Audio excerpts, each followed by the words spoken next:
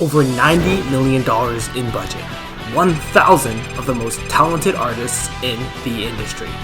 4 years of dedication and innovation. The result? One of the greatest animated films of all time. Spider-Man Into the Spiderverse. And then there's me. No budget, no studio, just one person, 5 months of experience in Blender, and an idea that seemed completely out of reach a couple months ago. I tried to recreate one of the most iconic animated scenes ever, the leap of faith. So here's the plan.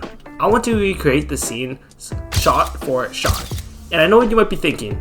Isn't that kind of boring? What's the point of making something exactly the same? And honestly, I get it. But for me, it's more about testing how much I can actually replicate in Blender with my current skills. And since I'm going shot for shot, that means recreating everything. And in these opening shots, Miles' face is exposed. So, character modeling time.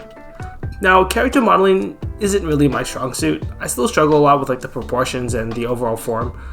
But luckily, I found this free Spider-Man model online that I could use as a base. In these scenes, all that's visible of Miles is his face, so I focused on getting that right. I started by blocking out the rough shape, and then worked on adding the finer details. Once I was happy with the look, I painted the model, his face, and eyes, which was all relatively simple. And of course, I have to create that iconic Spiderverse look. And one of my biggest challenges in Blender has always been texturing. I didn't spend too much time on it early on, and honestly, I find it pretty tricky. And to capture that iconic Spiderverse look, I was able to watch a tutorial that gave me a solid foundation on how to approach the style. And from there, I made some tweaks to get it closer to the scene I was referencing. For example, in these shots, Miles' suit, you can see has these faint lines of the suit in the shots, but not in others. So you can kind of see it when light is shining on the suit, and then you can kind of see the lights are visible. So first I hand painted these lines onto the suit, and keeping the lines straight and thin was a real pain, especially since going too thin made them really pixelated looking. But since the lines are so faint in the reference, I didn't stress too much about the perfection here. I also made sure the base of the suit was completely black, and then painted the lines white so I could use them as a mask for my shader, so I can only show them in the highlights.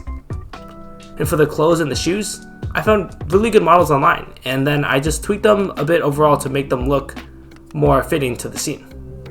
And then texturing them was simple as well. I was just able to reuse the previous shader I created, and I just adjusted values for the lines and the shadows and the dots and the highlights. Next up now is the environment. The scene takes place in New York City, which wasn't too hard to create, just a lot of cubes and really tedious. However, the tricky part was really nailing the perspective of the buildings in certain shots. My approach was to remake the entire city for each scene, which means the city only looked good from the camera view. In other words, I couldn't reuse the buildings across scenes.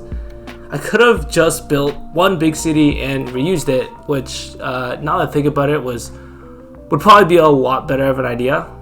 But anyway, now I have to look towards the windows, and that was really tricky. Because, again, I'm not the best at texturing, and from the making of the Spider's video that I was able to watch, it looked like they used some kind of shader for the windows. So then, after about 10 to 15 hours of trial and error and bouncing between tutorials, I finally figured it out. I made a fully customizable window shader where you can adjust the color, the size, the opacity, the density, orientation.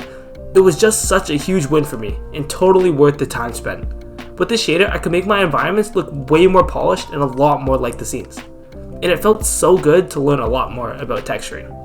And then for other scenes like these ones, you can see that there's a clear reflection of the city in it. So I need to replicate the reflections for my city. And to do this, I added some simple lights right in front of the windows just for the reflection. Then I hid the object from the camera so it only appeared in the reflection, giving the scene that extra detail. Now we move on to animation. But first, before we animate, we need to do what is called rigging. And it's basically just adding bones to your object so you then can use those bones to move that object. The first step in order to start 3D animating.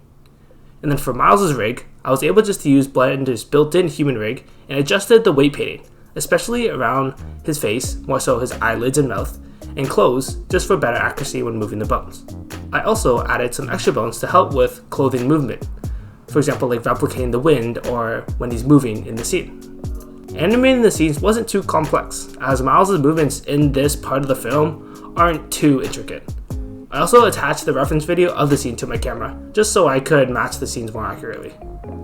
And then, finally for rendering each scene, I used Blender's render layers, which allowed me to separate assets for compositing then in After Effects.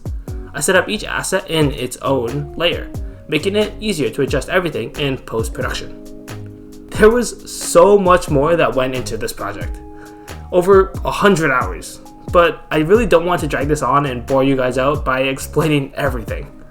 This was an incredible learning experience, and I'm really happy with how it turned out. I've been away from YouTube for a little bit just because I really want to experiment with Blender in these past months, just doing a couple mini projects here and there. But overall, learning Blender these past 5 months has been an amazing journey, and this is just the beginning.